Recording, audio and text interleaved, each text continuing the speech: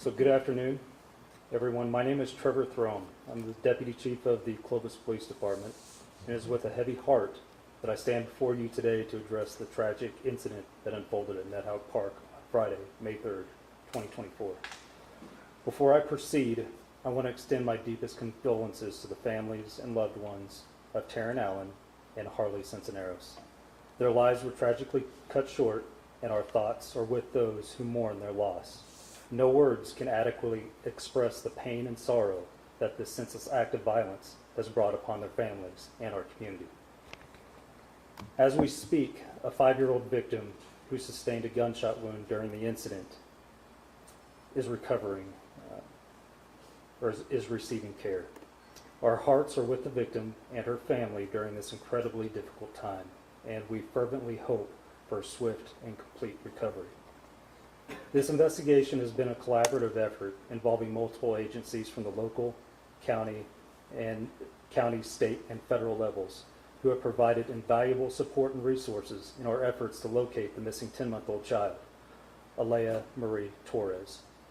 Finding Eleia and the subject or subjects responsible for this heinous act is our top priority. We have teams of professionals working around the clock from all over the country, here in Clovis, poring over every bit of data and using every resource at their disposal, trying to find Eleia and her abductor. Retracing the steps prior to the incident, we have surmised from surveillance videos, family statements, and witness statements that Taryn Harley and her kids have stopped at Twin Cronies here in Clovis to pick up food in the early afternoon of Friday, May 3rd.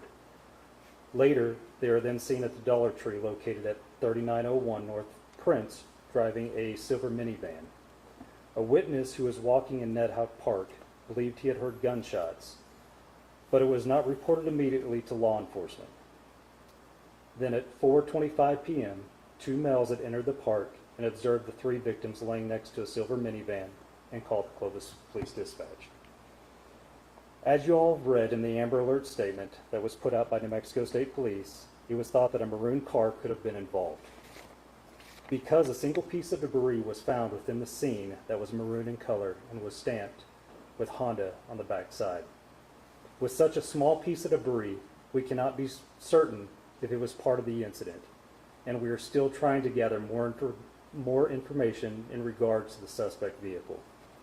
New Mexico State Police has been instrumental in helping us with this case. They have brought in a dive team and canine units to help search the ponds and surrounding areas where the incident took place.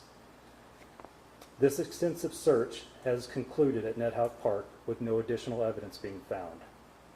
The park has been reopened to the public.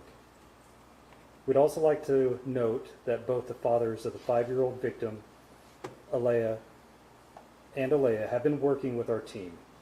Additionally, investigators have been poring over every bit of information that has come in thus far. Just like any investigation, we are working many different leads and angles as we move forward.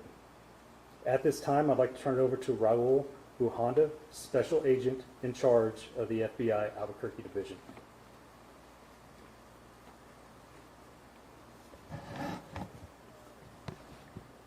Good afternoon.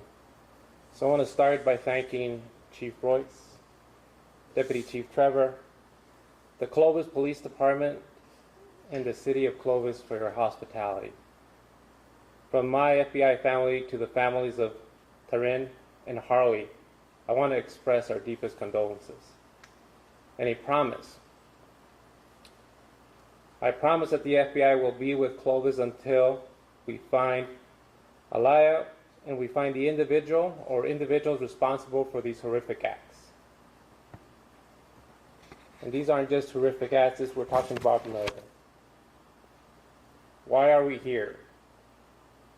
We are here because to the FBI, this community is our community.